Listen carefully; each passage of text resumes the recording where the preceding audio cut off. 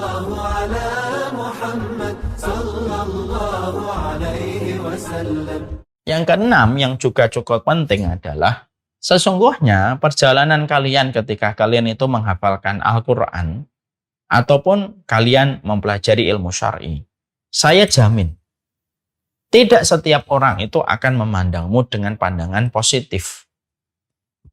Tidak setiap orang mencintaimu dan tidak setiap orang itu menyukaimu. Maka kalaupun akhirnya nanti episode kehidupanmu bertemu dengan orang yang membulimu, mencelamu, mencacimu, maka jadikanlah setiap komentar bulian itu menjadi pemicu semangatmu. Ya, itu menjadi pemicu semangatmu dalam kehidupan ketika kamu itu menghafalkan Al-Quran. Karena pasti ada orang yang datang untuk membuli dalam perjalanan hidup kita dan kita tidak pernah tahu siapa yang membuli kita. Kalaupun ada orang yang membuli kita pada perjalanan hidup kita, maka pastikan bahwasanya setiap bulian itu tidak menguburkan kita. Tapi bagaimana kita berkomitmen kuat bahwasanya setiap bulian itu bisa menjadikan kita semakin terpacu di dalam kehidupan kita, supaya kita paham bahwasanya bulian itu tidak layak menjadikan kita celaka dan bulian itu tidak layak menguburkan kita pada kualitas kehidupan kita.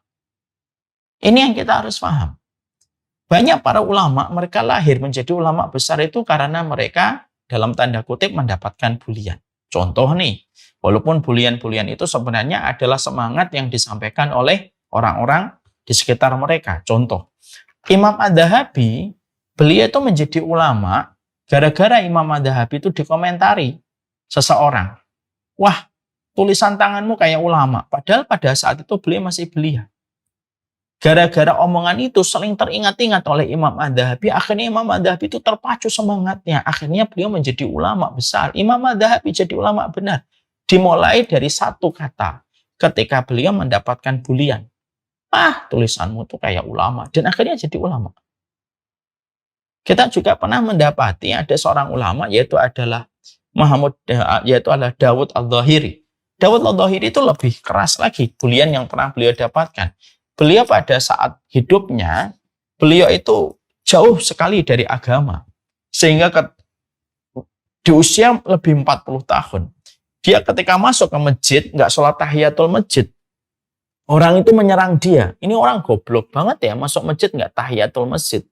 Akhirnya dia sholat tahiyatul masjid. Ketika beliau sholat tahiyatul masjid, beliau merasa ini yang benar. Satu waktu dia masuk masjid habis asar. Masuk masjid langsung tahiyatul masjid. Pendapat fikih di kampung itu tidak ada sholat sunnah setelah sholat asar. Dia langsung sholat 2 rakaat tahiyatul masjid habis asar. Orang pun mengatakan kepada dia, bodoh banget ya habis sholat asar kok malah sholat sunnah tahiyatul masjid. Lah dia bingung, Dawud Al-Dhahiri. Saya tidak sholat tahiyatul masjid dibilang goblok. Saya ketika saya sholat tahiyatul masjid, saya juga disebut goblok. Terus gimana? Akhirnya gara-gara kalimat goblok dan bodoh yang beliau dapatkan, akhirnya menjadikan seorang Dawud Al-Dhahiri belajar dan akhirnya walaupun usianya tidak lagi muda, tidak menjadi hambatan beliau. Akhirnya beliau menjadi ulama besar. Menjadi ulama besar. Ketika beliau itu mempelajari dan menjadikan bulian itu menjadi sebuah teriakan yang mengokohkan, bukan teriakan untuk menguburkan. Kalian para santri pasti akan pernah menjumpai kondisi-kondisi bahwasanya ada bulian. Kondisi ini pasti kalian akan jumpai dalam perjalanan kalian. Karena apa? Kita merupakan makhluk sosial. Dan ketika kita merupakan makhluk sosial dengan segala konsekuensinya, kita ini akan menjumpai banyak orang dan tidak setiap orang itu mereka pro dengan kita. Maka kalau kita akhirnya tidak memiliki sebuah sikap pada pola pikir kita bahwasanya setiap bulian itu bisa melecut potensi kita, ya kita akan terkubur. Banyak orang yang mereka menghadapi bulian hari ini tidak kuat. Ada yang mati bunuh diri, ada yang lari kepada narkoba, dan lari pada pelarian-pelarian yang justru menjadikan kehidupannya berantakan. Jangan. Kalaupun kalian mendapatkan bulian, sedih tidak apa-apa.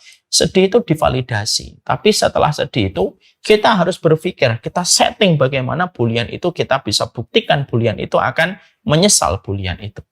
Dan itu kalimat yang baik. Ada satu ulama namanya Abu Ja'far at-Tahawi. Ya, mungkin kalian pernah mendengar Abu Ja'far at-Tahawi, seorang ulama besar. Tapi tahukah kalian dan sadarkah kalian Abu Ja'far at-Tahawi itu jadi ulama besar karena pernah dikomentari sama pamannya. Jadi Abu Ja'far at-Tahawi itu ketika masih kecil seusia Basam, seusia Ja'far. Maka sesungguhnya Abu Ja'far at-Tahawi ini proses belajarnya lambat. Maka pamannya Imam Muzani saat itu komen, aduh Abu Ja'far nih ini susah jadi ulama kamu nih kalau kayak gini. Gara-gara perkataan itu membekas kepada Abu Ja'far at-Tahawi dan beliau belajar, betul-betul belajar. Gara-gara perkataan itu beliau tidak dendam sama pamannya, beliau tidak sama sekali merasa benci sama pamannya, enggak. Dia rubah kalimat itu dan dia afirmasi, dia jadikan kalimat itu adalah, oh ini kalimat dari pamanku untuk memberi semangat kepada saya. Dan akhirnya jadi ulama besar.